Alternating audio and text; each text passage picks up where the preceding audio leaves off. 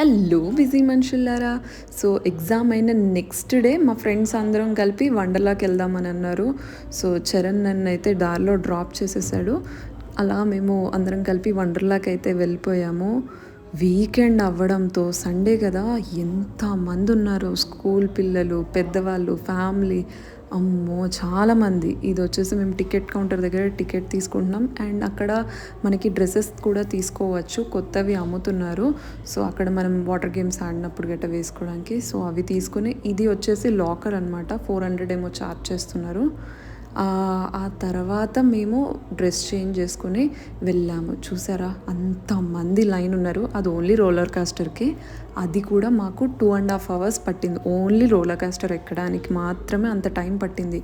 మా ఫ్రెండ్స్ పిచ్చిలేసి ఏం చేయాలో అర్థం కాక ఇంకొకరినొకరు ఇవి ఆడుకుంటూ కూర్చున్నాం అనమాట.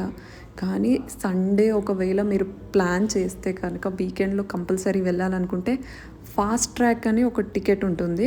సో మనం అదేంటిదంటే తొందరగా వెళ్ళిపోతాం అనమాట. అండ్ ఇది వచ్చేసి చేంజింగ్ రూమ్. సో నేను డ్రెస్ చేంజ్ చేసుకుని మళ్ళీ వాటర్ గేమ్స్ కానీ వెళ్తూ ఉన్నాం అనమాట. సో మనం ఫాస్ట్ ట్రాక్ తీసుకుంటే ఏంటిదని అంటే తొందరగా వెళ్ళిపోతాం అనమాట. సో అది వీకెండ్స్ మీరు వెళ్ళాలి అని అనుకుంటే కనుక అది మాత్రం తీసుకోండి. లేదంటే మీరు ఏమీ అస్సలు ఎంజాయ్ చేయలేరు. ఎక్కడికక్కడ పెద్ద పెద్ద లైన్లు ఉంటాయి అన్నమాట. సో తర్వాత జైంట్ వీల్ ఎక్కినాము. ఆ జైంట్ వీల్ ఏంటిది అంటే పైన లొకేషన్ చూపిస్తుంది, అంటే పైకి వెళ్ళిందో తాగుతుంది అంతే. మేము అదే కామెడీ చేస్తున్నాం. అంత స్లో జైంట్ వీల్ జీవితంలో ఎక్కడ ఎక్కుండా దీనికన్నా మనము బయట ఎగ్జిబిషన్లో ఎక్కేది చాలా ఫాస్ట్గా వెళ్తుంటుంది. ఏం లేదు, జస్ట్ మనం లొకేషన్ చూడడానికి పై వరకు వెళ్ళి ఆపుతుంది. అండ్ తను నా బెస్ట్ ఫ్రెండ్. సో చాలా రోజుల తర్వాత కలిసాము.